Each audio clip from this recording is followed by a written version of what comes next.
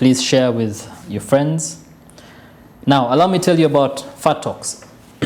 So Fat Talks, it's simply FAT, F-A-T, which is faithful, available, and teachable.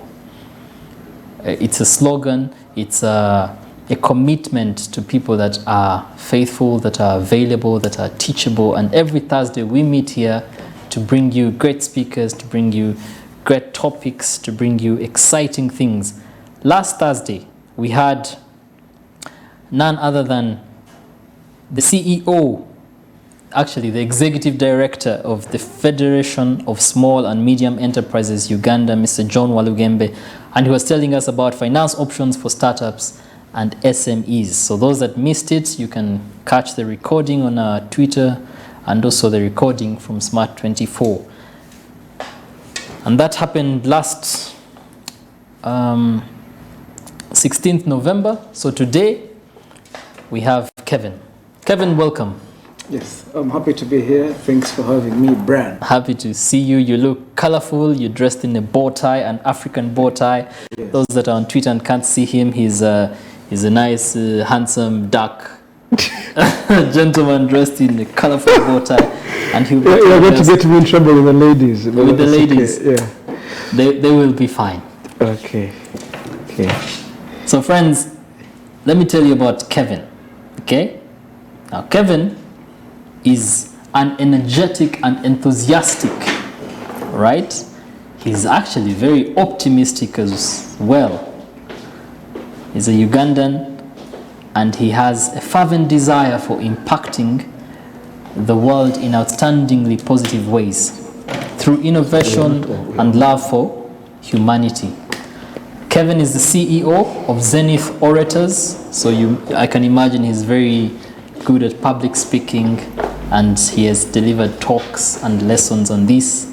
Zenith Orators is a company providing a variety of speech services and a co-founder of a startup called miholo.com,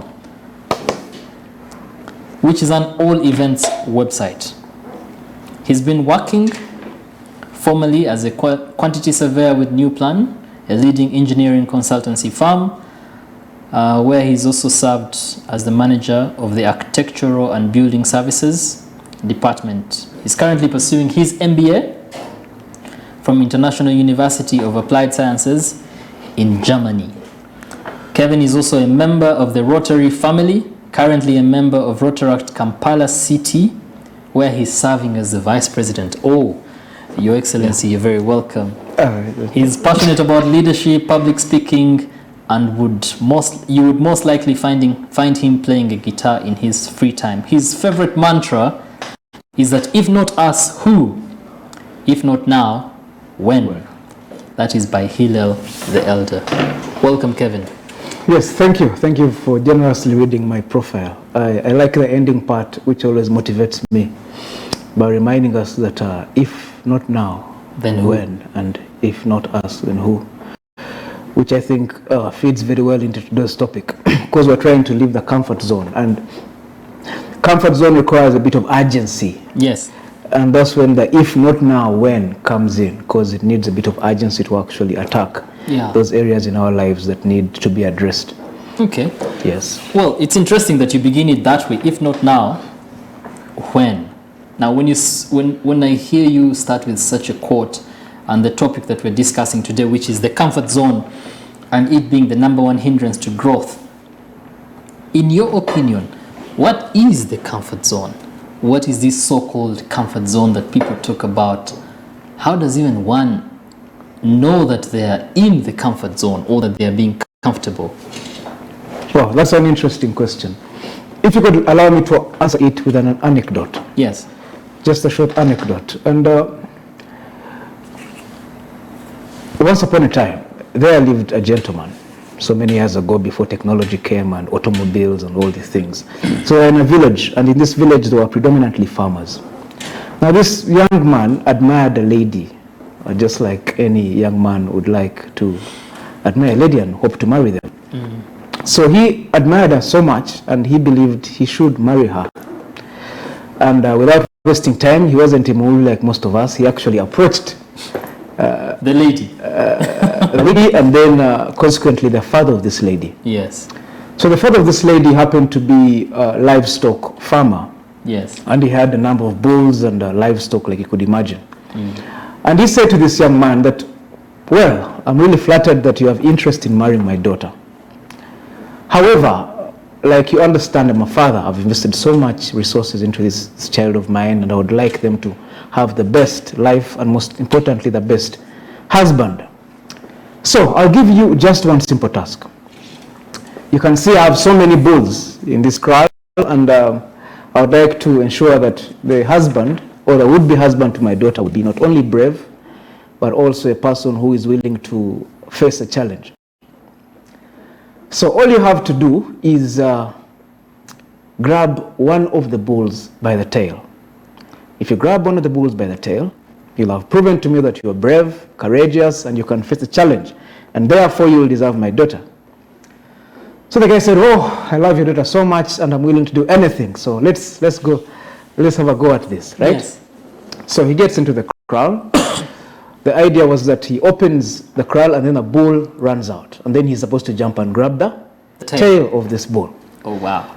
So he gets into the corral. Bull number one, he has 3 chances. Once the 3 chances are done, then he has to march home with his hands between his legs, because he won't have any lady to accompany him back home that day. Yes. So bull number one comes, very fierce, ugly, aggressive bull.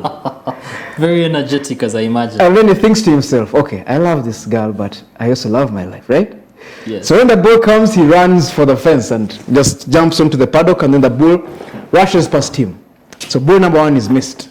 But he knows he has 2 more chances. So he says to himself, well, I have 2 more chances. So let's see what bull number 2 holds.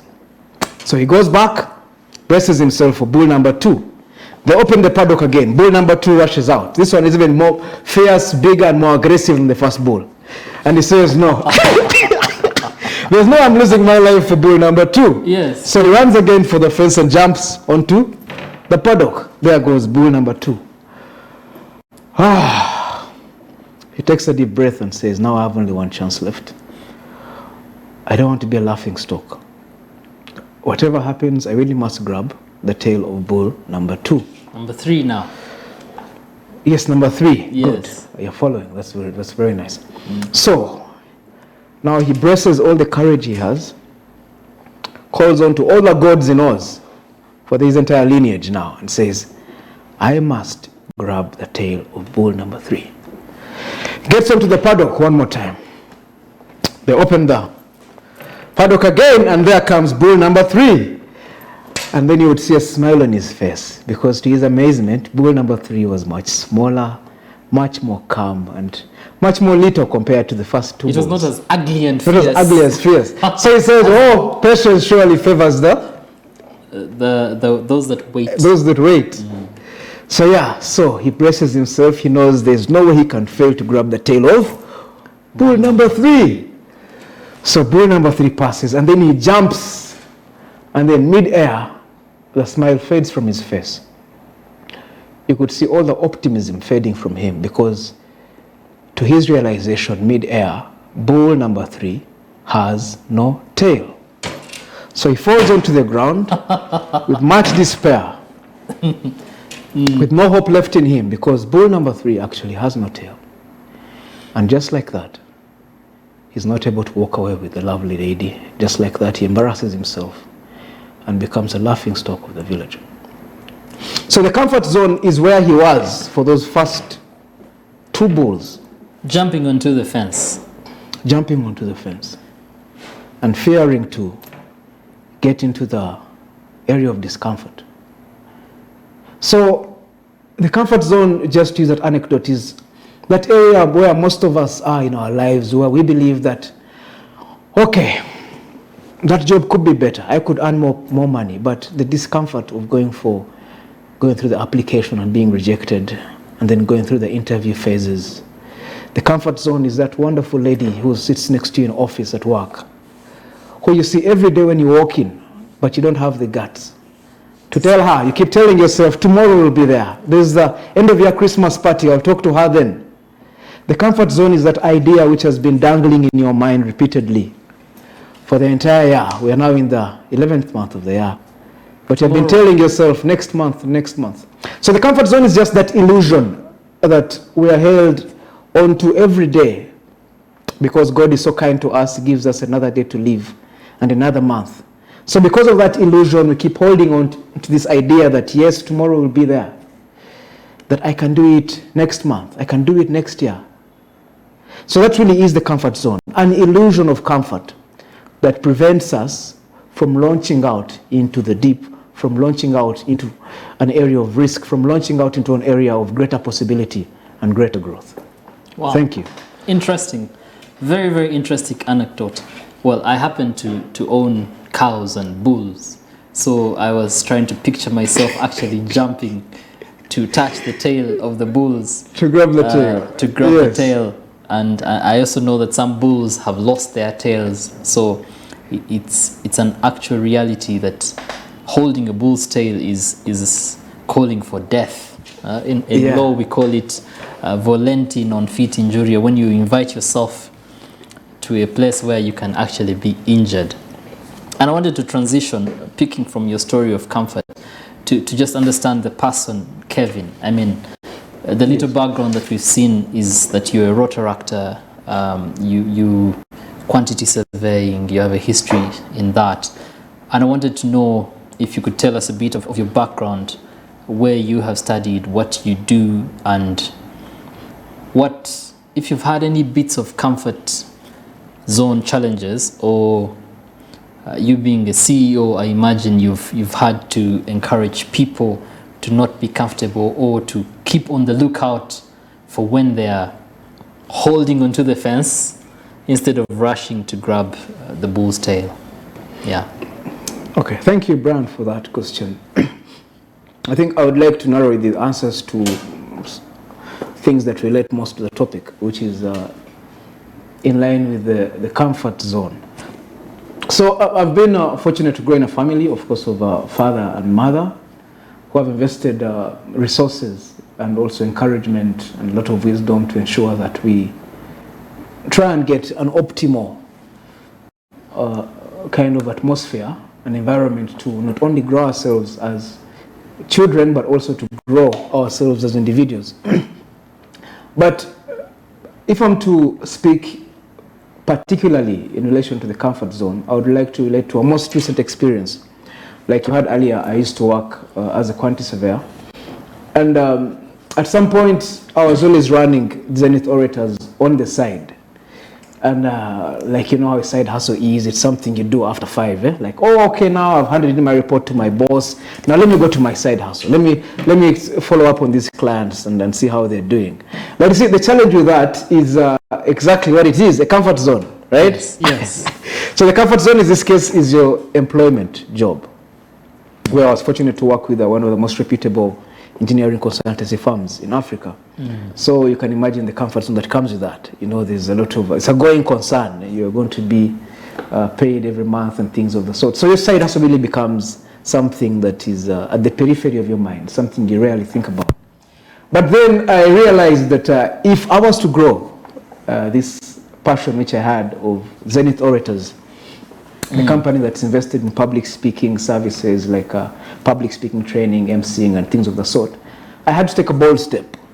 Because like we all realize, most of these well-structured organizations, they say 8 to 5 on the contract, but we all know it's actually more than that. It is 7 to 9. 7 to 9, and sometimes you have to put in the weekend. So you're left in a position whereby your side hustle really becomes totally abandoned. Yes. And if you even spare some time, you could actually go and check and you find cobwebs, and you might have to remove some cobwebs from the side hustle because everything is just now covered in a lot of abandonment. Yes. So I took the bold step of saying that I'm actually going to focus more on my business.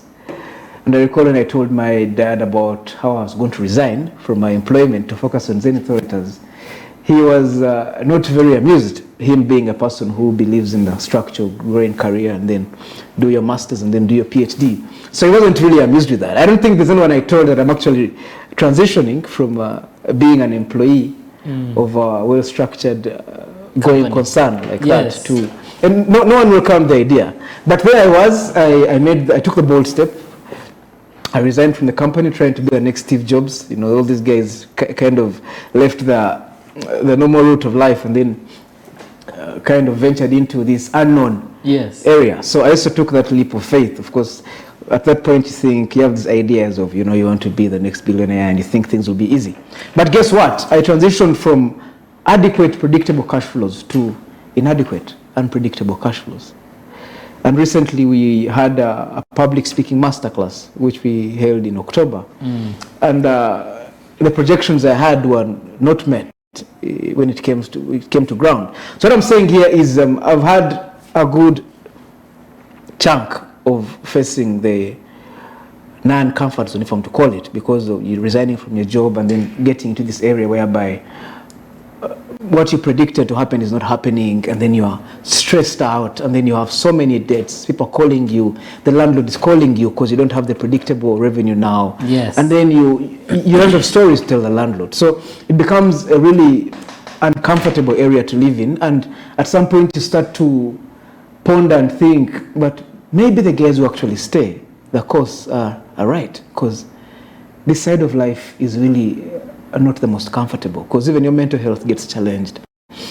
You start to rethink your ideas. You start to think, am I really a failure or something? So leaving the comfort zone is not entirely something that you need to do if you're not prepared for it, because it comes with a set of challenges. You're leaving an area of predictability to an area of unprecedented unpredictability.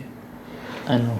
Two opposite ends, like the North Pole and the South Pole. They never meet. It's just constantly the opposite ends, and it can be challenging if you do not prepare yourself mentally along the way, because no one prepares you for this when you jump into the deep end. But you jump into the deep end and you must swim. So for some reason you could understand when guys face a challenge getting into the uncomfort zone, because there are deeper waters with sharks, and sometimes you need talks like these, which I'm very thankful that Fat Talks has done, to ensure that someone is prepared way in advance before they jump into the deep end. I know you raise valid grounds, and as you spoke, I was just reminded of the discomfort that the entire world had to go through during the COVID-19 lockdown. And for 2 whole years, people that were accustomed to having that monthly paycheck, to having some sort of cash flow coming in, I think what I hear you talking about is that when you see your cash flow being checked or your cash flow declining, then you're beginning to get into the uncomfortable. When it has been constant and you don't have to worry about it, you can sort of live through the motions, or like our beloved president spoke one day saying, in Uganda, even a fool can survive. Yeah. But today we are seeing that it's getting harder and harder to survive. We are one of the most entrepreneurial countries in the world. Every other day people are innovating. Every other day people are leaving paying jobs like yourself, leaving a quantity surveying job to go into public speaking. You're innovating and trying to push out of the comfort zone. And I wanted you to speak more about that. What got you to thinking, you know what, I am being comfortable, you know what, yes, I'm earning a paycheck, I'm earning a salary per month. It may be small, it may be big, but it's coming in every other month. But then I want to pursue something that I love, something that I am passionate about. What got you thinking of moving away from the comfort to moving into the discomfort? Yeah. Yeah, thank you. Thank you for that really mind-tickling question, if I could call it. I want to start with one of those recurrent kind of anecdotes, if I could call it. Yes. Where one of the motivational speakers says that the cemetery is a place on earth with the greatest of wealth. The most wealth on earth is found in the cemetery. And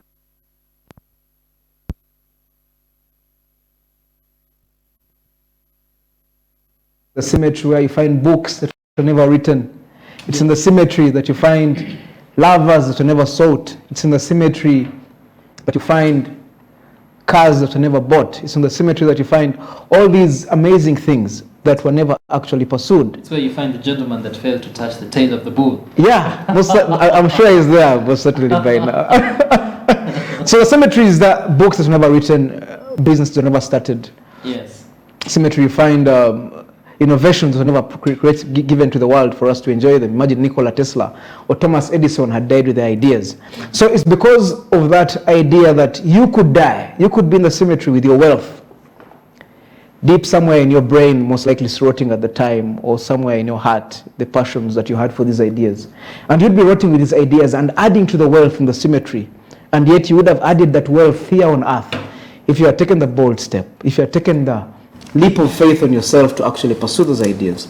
So when you listen to things like that, you start to think that how should I spend my wealth? Should I spend it in the cemetery? Or should I actually invest my ideas here on earth? So that's one of the things that tickled me to actually think different and say, okay, after hearing this, what am I doing about my ideas? My coins, how am I going to invest them? Should I die with them in the cemetery and add to the wealth in the cemetery? Or should I invest them here? So that kind of sparked me into launching myself. So what I hear, and I think you're speaking about something important here, is that if you have an idea and it keeps nudging at you, it keeps tickling and twitching, your fingers are aching to touch something yonder or something beyond your reach, that's an indication that you need to do more. Because I know for a fact that you may be working at a workplace, or you may be working out in the field with your bare hands and feet, and yet you still keep thinking about this one idea. So now, for you, for example, that was in quantity surveying, and every other day you're doing quantity surveying work, you're dreaming of public speaking, and yet I know surveying requires you going out into the field or counting quantity of what the construction will take entirely. Yes. And you're barely meeting people, and you're thinking, I have this dream, I have a dream. How Yes. can I let it die in such an environment? What can I do more? So what I hear you saying is, step one, identify, do you have something that itches you from within, something that you've constantly thought about, and it keeps recurring, resounding every other day and pushing you to do something about it. Is that your first indication that, hey, you need to do something about this area? Certainly. I think if something keeps you awake in the night, and this is an idea that you believe you must pursue, then that's a good starting point as well. Though I think the second point would have to come in with the competence. It's important that you have the competence to deliver on these ideas. Why I launched into public speaking is because my graduation, I think that was back in 2019. Of course, normally at graduations, you give a speech as the main celebrant. So when I gave my speech, I got a lot of feedback. I think one of my dad's friends said, "Oh, your son speaks well. I think you should consider a career in speaking." But before that point, I'd never considered a career in public speaking. And then at my workplace, we had a Christmas party. And then the ladies approached me and said, the receptionist and people who are in the humanities and the HR department approached me and said, "So we have a party, we have no MC. How about you be our MC?" Yes. So it was more like an externally induced ideology into me, because I'd never considered speaking, but because of the external people telling you, okay, you actually do this well. So I said, how about I give it a try? And so when I gave it a try, I kept getting more and more positive feedback, and that's how I was able to pursue it. Yes. If I'm to relate to a different example, imagine you make cookies at home, and every time you have, if maybe, I think, for example, you most likely go back in the village for Christmas holidays. Definitely. So every time you have these cookies, your aunties say, "Oh, the cookies are nice," then your cousins and then the nephews. So you start to think, wow, the market has responded. Something I was doing just out of the blue now seems to be having traction. So let me try making more cookies. Yes. And then you make more cookies, and then the traction keeps increasing, and then somehow people are following your cookies, and you build a brand. So I think the first step is that, but then competence also has to come in, that what you are pursuing, Yes. is the market responding positively to ensure that you should invest resources in terms of time and money to keep running this race as well. You also mentioned something about external approval, and I know also from personal experience that one of the ways to actually discover what it is that you like to do or that you are fairly good at is for people to compliment you, for people to tell you, I noticed that you speak well, I noticed that you're good at this, I noticed that you're good at making cookies, I noticed that you're a people person, so have you considered emceeing? So from your experience, would you recommend that people pay heed to external approval versus internal drive or internal push within the individual? That's a really good question. Yeah. And I like that it feeds into our discussion of leaving the comfort zone. Because Exactly. we realize that both of those things need someone to leave the comfort zone. Just to get the approval alone, you need to leave your comfort zone, because people must see what you're doing. Yes. If you play guitar well and you always play it in your room, because that's the comfort zone ideally, no one's going to know whether you play guitar well or badly. So you could stay in your room, lying to yourself every morning, singing to songs of Adele and screaming, more like creating havoc in the house. But because you stay in your room, no one is going to know. No one is going to be able to let you know if you sing well or if you play the guitar well. So leave the comfort zone, leave your room and play at a birthday party of your little brother, and then guys can tell you, oh, you play the guitar well or badly. So that involves leaving the comfort zone.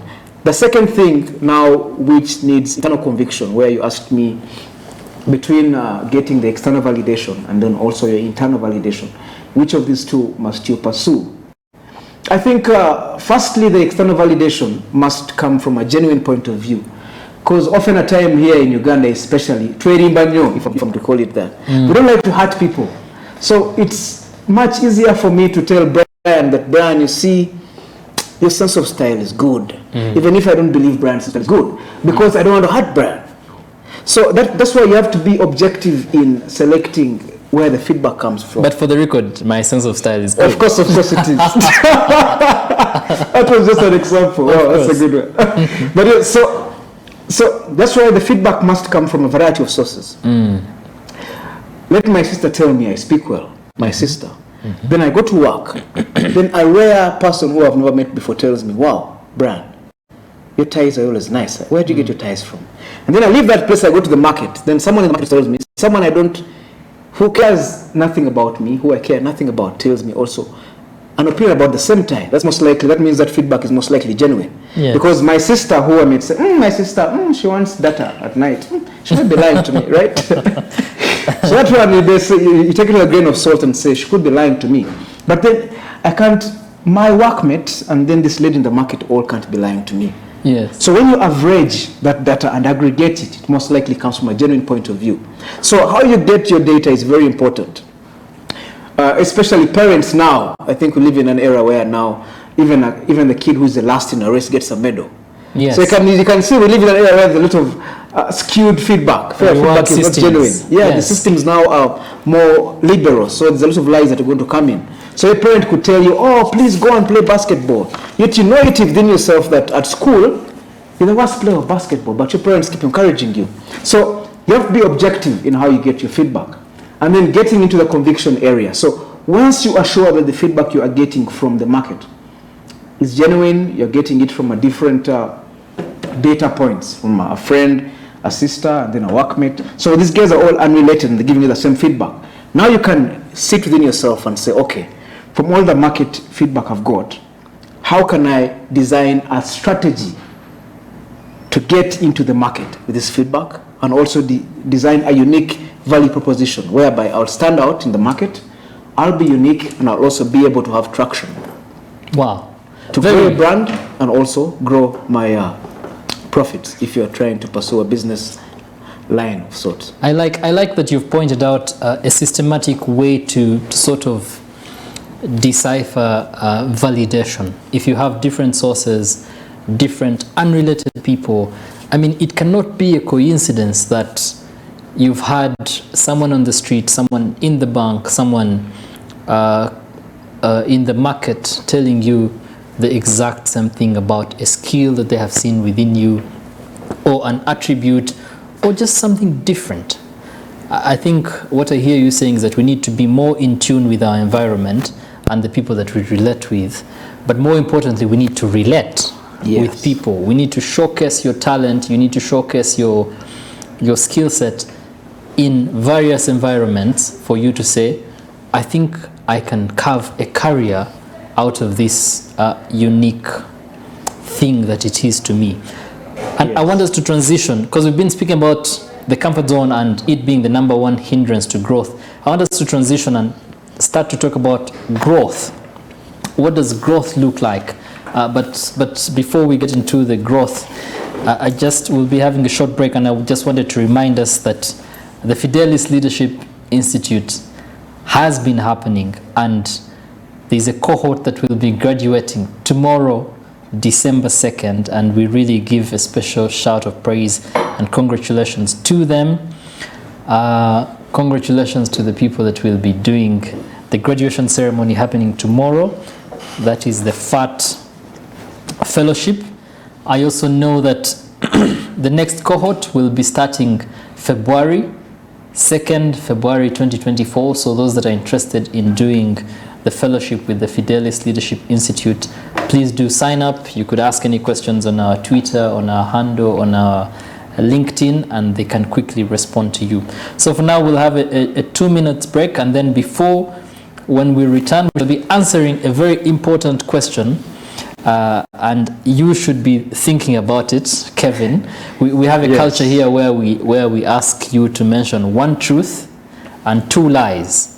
And then the team online on the Twitter Spaces and on the various social media that we have with Smart 24 TV will tell us which one is the truth, which one is the lie. For now, let's take a 2 minutes break, and then we'll be back shortly. All right, thank you.